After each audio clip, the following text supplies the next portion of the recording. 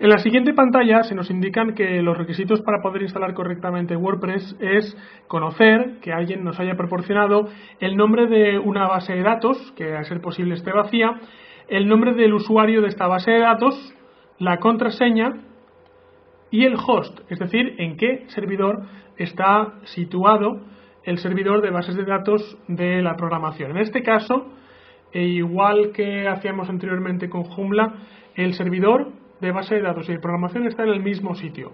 Por tanto, ¿cuál era la palabra reservada para decir que no te vayas a otra parte, sino quédate en este mismo servidor? Era localhost. Efectivamente, es para decir no te vayas a otra parte, sino en este mismo ordenador. Por tanto, una vez que hemos recopilado los datos que aquí se nos preguntan, pulsaremos el único botón que podemos pulsar, que es vamos a ello, que es comenzar la instalación.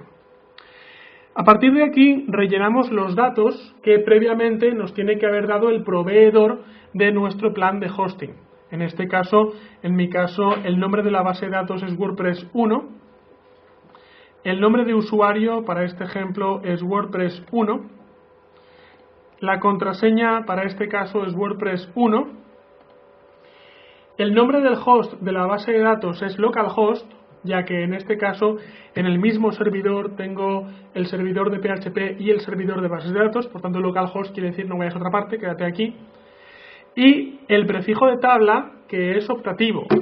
En este caso, a diferencia de Joomla, nos propone siempre el mismo prefijo WP WordPress. Por tanto, si lo estamos instalando sobre una base de datos vacía, que es lo más recomendable, lo ideal es no tocar ese prefijo. Si quisiéramos instalar varias bases de datos en una sola base de datos, tendríamos que cambiar el prefijo. La pregunta es, ¿por qué yo querría hacer esto? ¿Por qué querría instalar, por ejemplo, un Joomla y un WordPress en una misma base de datos?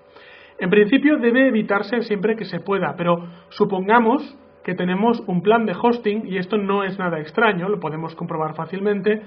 Supongamos que tenemos un plan de hosting que nos da una base de datos MySQL. ¿Qué hacemos?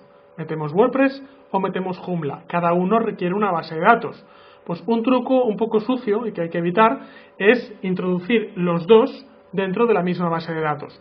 O por ejemplo, por lo que sea, en nuestra empresa necesitamos tener dos blogs, y no uno, sino dos. Pero solo tenemos disponible una base de datos en nuestro plan de hosting. Pues se pueden instalar dos WordPress diferentes en la misma base de datos cambiando el prefijo.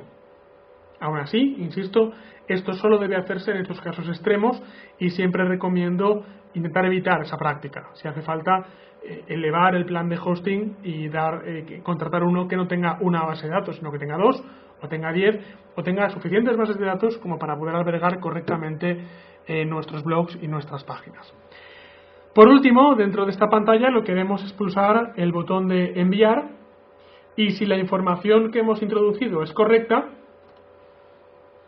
irá al servidor de bases de datos y dirá que todo correcto. Lo más divertido en WordPress es que ya he terminado el proceso de esta parte de instalación de la base de datos. Ahora comienza el proceso de configuración, donde tendré que decir mi blog cómo se llama, a quién pertenece, cuál es el título y el subtítulo y un par de archivos de configuración más.